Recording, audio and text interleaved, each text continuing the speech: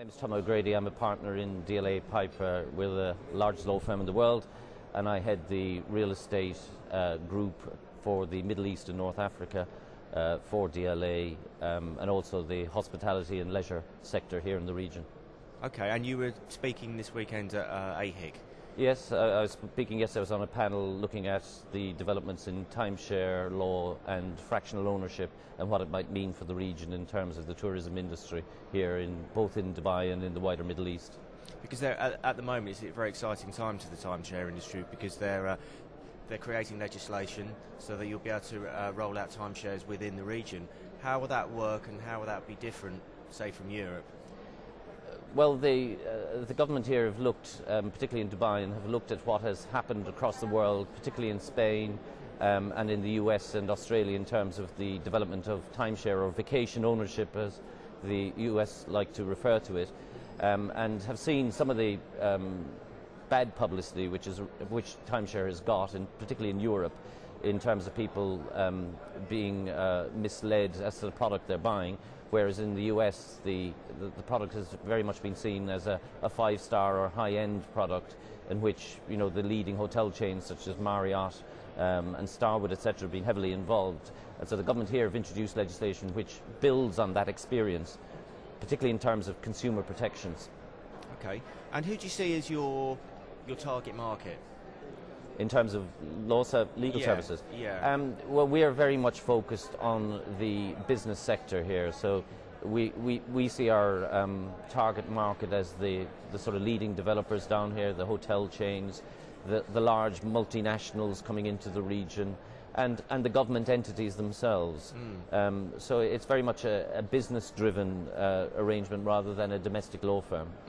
And it's a phenomenal time here in Dubai, with everything's happening so rapidly.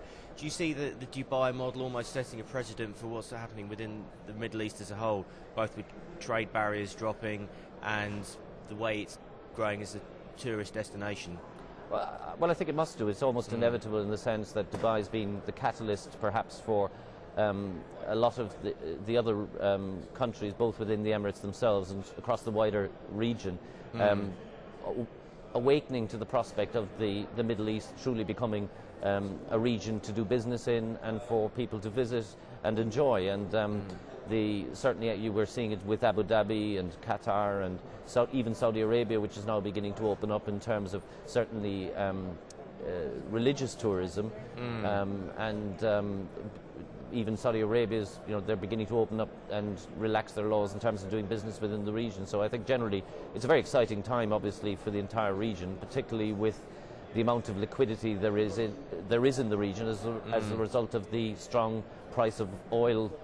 And do you think almost the storm clouds of a recession in the US, what implications do you think that it will have here, if any?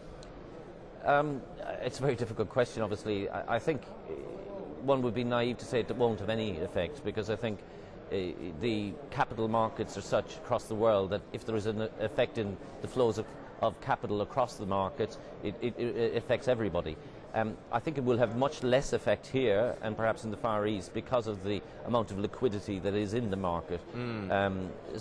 Certainly we haven't seen any downturn in terms of economic activity. In fact, it might quite the opposite in the sovereign wealth funds, so-called, looking at opportunities in terms of their purchasing power in acquiring assets perhaps more cheaply than they would have 6-12 months ago.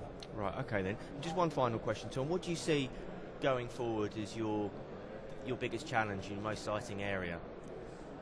Well, I think the biggest challenge obviously is continuing to grow the business at the rate we have been expanding.